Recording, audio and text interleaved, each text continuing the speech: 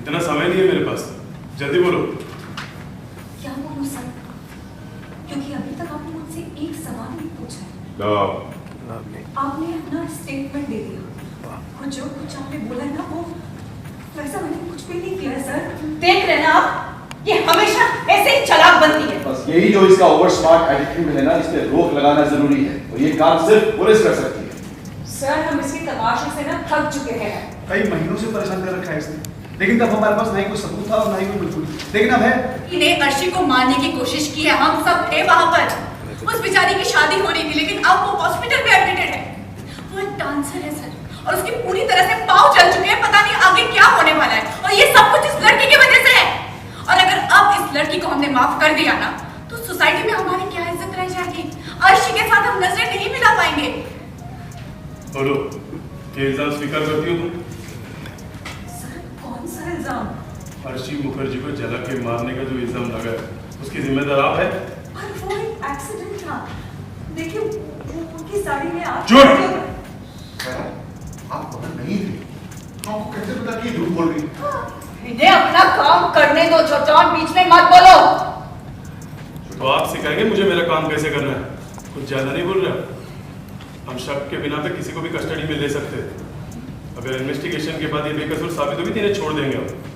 गाड़ी में बिठाओ इन्हें। और आप प्लीज इस ऐसे मत कीजिए, इसकी जिंदगी बर्बाद हो जाएगी। जेल, कोर्ट कचहरी, ये इसको धप्पा लग जाएगा जिंदगी पर, इसे कोई अच्छी नौकरी भी नहीं मिलेगी। इसने मेरी बेटी को जलाने की कोशिश की, अर्शी और अनिरुद्ध के रिश्ते को बर्बाद करने की कोशिश की है। 100 बार ये घर छोड़ के गई और वापस आई है। मुझे समझ में नहीं आता, आप हमेशा इसे सपोर्ट क्यों करती है? हाँ, तमीज से बात करिए सृष्टि जी, ये कौन सा तरीका है? दादा, इस मैटर में आपको बोलने की जरूरत नहीं है, आप चुप रहिए। और मुझे तमीज सिखाने वाले आप कौन है? इन्हें अपना काम करने दीजिए, बीच में मत बोलिए। दादा, पहले दिल से बातें करना बेकार है। तो मत करो ना, क्यों बीच में बोल रहे हो? बहस सुनने का समय नहीं है मेरे पास। जरा शांति से हमारे साथ चलो, वरना और भी बहुत रास्ते हैं मेरे पास। हाँ सर, लेकर जाइए इसे। सृष्टि आंटी बिल्कुल सही कर रही है।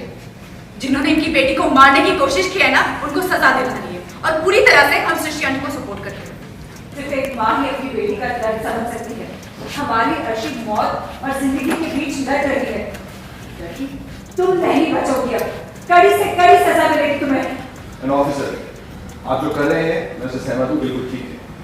तो ये लड़की किस हद तक जा सकती है ये हम अच्छे से जानते हैं।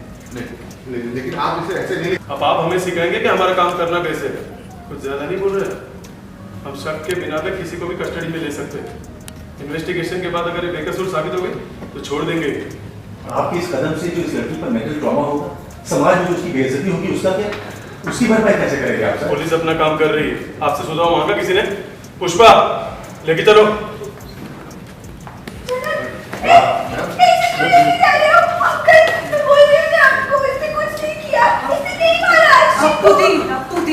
अगर मेरी किस्मत में लिखा है तो मैं जरूर वापस आऊंगी।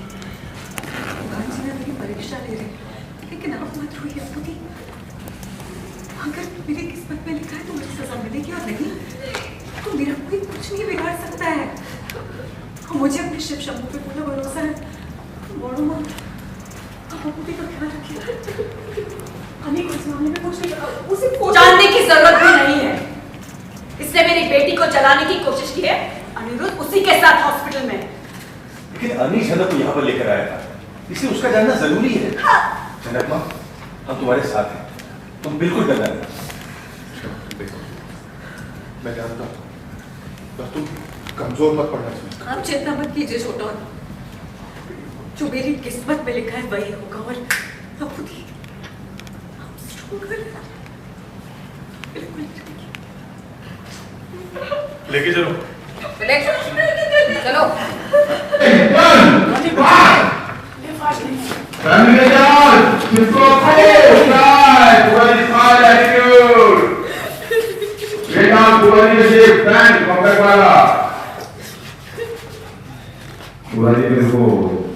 क्रैश डाल रहा है। ओके